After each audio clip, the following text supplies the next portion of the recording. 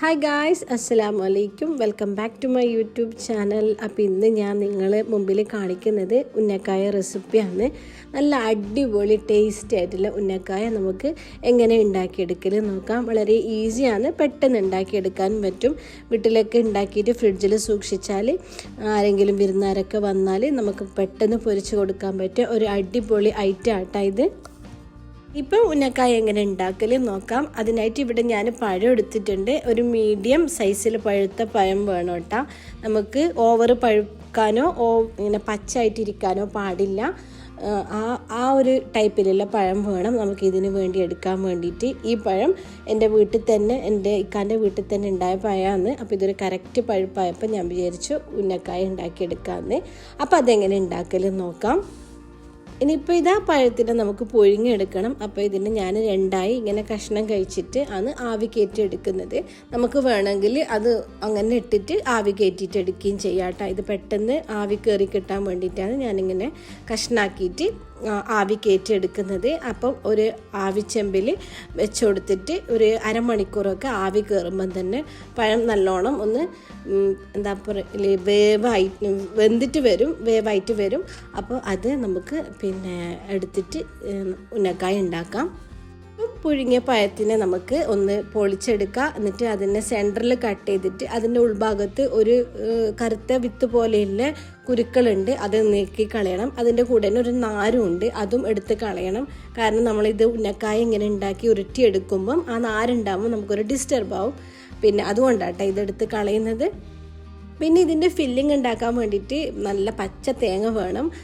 തേങ്ങ വെച്ചിട്ടുള്ള ഫില്ലിങ് ആട്ടാ ഞാൻ ഉണ്ടാക്കിയെടുക്കുന്നത്. അപ്പോൾ ആ തേങ്ങ ഞാൻ എടുത്ത് റെഡിയാക്കി വെച്ചിട്ടുണ്ട്. അപ്പോൾ തേങ്ങയൊക്കെ ചരച്ച് അതൊരു സൈഡ് മാറ്റി വെച്ചിട്ടുണ്ട്. ഇനി ഇതാ പഴം ഇതുപോലെ തൊലിച്ചിട്ട് അതിൻ്റെ ഉൾഭാഗത്തിൽ ആ വിത്ത് കളഞ്ഞെടുക്കാം. ഇതുപോലെ സെൻറ്ററിൽ കട്ട് ചെയ്തിട്ട് നമുക്കൊരു കത്തി വെച്ചിട്ടോ ഒരു സ്പൂൺ വെച്ചിട്ടോ പെട്ടെന്ന് തന്നെ നമുക്കിത് റിമൂവ് ചെയ്യാൻ പറ്റും. അപ്പോൾ ആ വിത്തൊക്കെ കളഞ്ഞിട്ട് ഒരു പാത്രത്തിലേക്ക് ഇട്ട് കൊടുത്തിട്ട് അതും തന്നെ നമുക്ക് കൈ വെച്ചിട്ടോ അല്ലെങ്കിൽ എന്തെങ്കിലും സ്മാഷ് ചെയ്യുന്ന പൊട്ടറ്റോ സ്മാഷർ പോലെയുള്ള ടൂൾസ് ഇല്ല, അത് വെച്ചിട്ടോ നമുക്കിത് സ്മാഷ് ചെയ്തെടുക്കാം. നല്ലോണം കുഴച്ചെടുക്കുക. നമ്മളൊരു ചപ്പാത്തിക്കൊക്കെ കുഴക്കുന്നില്ല, ആ ഒരു വിധത്തിൽ കുഴച്ചെടുക്കുക. ഇത് കുഴക്കുന്ന സമയത്ത് നമുക്ക് ഒരു സോഫ്റ്റായി കിട്ടാൻ വേണ്ടിയിട്ട് വേണമെങ്കിൽ ഒരു സ്പൂൺ പശു നെയ്യൊക്കെ ചേർത്ത് കൊടുക്കാം. ഇതുപോലെ ഡോ നല്ല സോഫ്റ്റാക്കി എടുത്തിട്ടുണ്ട്. എന്നിട്ട് ഇതിന് വേണ്ട ഫില്ലിങ് റെഡിയാക്കി എടുക്കാം. ഫില്ലിങ്ങിനായിട്ട് ഞാനൊരു പാൻ വെച്ചിട്ടുണ്ട്. അതിലേക്ക് 2 സ്പൂൺ നെയ്യ് ഒഴിച്ച് കൊടുക്കുക. നെയ്യ് നല്ല ചൂടായി വരുമ്പം നമുക്ക് കാഷ്യൂ ഇട്ട് കൊടുക്കാം. കൂടെ തന്നെ കിസ്മിസും ഇട്ട് കൊടുക്കാം. എന്നിട്ട് അതും നല്ലോണം ഒന്ന് വറുത്തെടുക്കാം. ഇത് പാൻ വലുതായതുകൊണ്ട് ഞാൻ അതൊക്കെ ഒരു ഭാഗത്തേക്ക് മാറ്റി വെച്ചിട്ട് അതിൻ്റെ മറ്റേ സൈഡ് തന്നെ തേങ്ങയും കൂടി ഇട്ട് കൊടുക്കുന്നുണ്ട്. പണി പെട്ടെന്ന് തീരാൻ വേണ്ടിയിട്ടാണ്. എന്നിട്ട് നമുക്ക് ആവശ്യമില്ല മധുരവും ഇതിൻ്റെ കൂടെ ചേർത്ത് കൊടുക്കാം.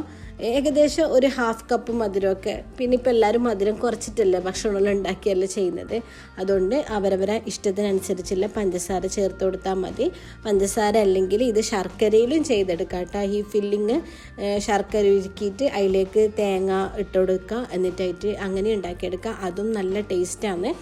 അപ്പം ഇതിൻ്റെ ഫില്ലിങ്ങും ഞാൻ റെഡിയാക്കി. ഇനിയിപ്പോൾ നമുക്ക് ഈ ഫില്ലിങ് വെച്ചിട്ട് ഉന്നക്കായ ഉണ്ടാക്കിയെടുക്കാം.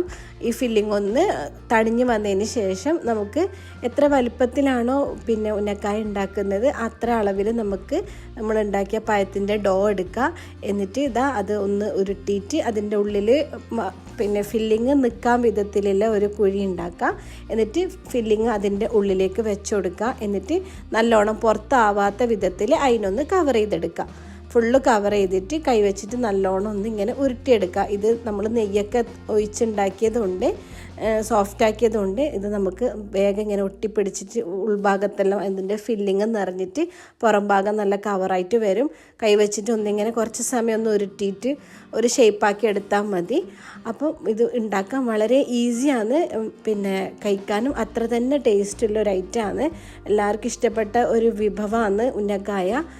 കല്യാണ വീട്ടിലും സൽക്കാരത്തിനൊക്കെ ഒഴിച്ചുകൂടാൻ പറ്റാത്ത ഒരു ഐറ്റമാണ് ഉന്നക്കായ. അപ്പോൾ ഇത് നമുക്ക് ഈസി ആയിട്ട് നമുക്ക് പെട്ടെന്ന് തന്നെ ഉണ്ടാക്കിയെടുക്കാൻ പറ്റും. അപ്പോൾ ഇതാ എല്ലാ ഡോവും വെച്ചിട്ട് ഉന്നക്കായ ഉണ്ടാക്കിയെടുത്തു. ഇനി നമുക്ക് ആവശ്യത്തിന് മാത്രം എടുത്തിട്ട് ബാക്കിയുള്ളത് ഫ്രിഡ്ജിൽ വെച്ചാൽ ഏകദേശം ഒരു 10-15 ദിവസമൊക്കെ നമുക്ക് നല്ലോണം പിന്നെ കേടുകൂടാതെ സൂക്ഷിച്ച് വെക്കാനും ആവശ്യത്തിന് ഉപയോഗിക്കാനും പറ്റും. അതിലധികം ദിവസം നമുക്കിത് സൂക്ഷിച്ച് വെക്കാം. പിന്നെ എല്ലാവർക്കും ഇഷ്ടമുള്ള ഐറ്റം ആയതുകൊണ്ട് വൈകുന്നേരം ചായക്കൊക്കെ വെച്ച് പൊരിക്കുമ്പോൾ പെട്ടെന്ന് കാലിയാകാൻ ചാൻസ് ഉണ്ട്. അപ്പം പിന്നെ ഈസി ആയിട്ട് ഉണ്ടാക്കാൻ പറ്റിയ ഉന്നക്കായ റെസിപ്പിയാണ്. വീഡിയോ ഇഷ്ടപ്പെട്ടാൽ ചാനൽ എല്ലാവരും സബ്സ്ക്രൈബ് ചെയ്യുക, ലൈക്ക് ചെയ്യുക, ഷെയർ ചെയ്യുക, സപ്പോർട്ട് ചെയ്യുക. അപ്പോൾ ഇതുപോലത്തെ വീഡിയോസും കാര്യങ്ങളൊക്കെ ആയിട്ട് വീണ്ടും കാണാം കേട്ടോ. അതുവരേക്കും അസ്സലാമു അലൈക്കും, ബൈ.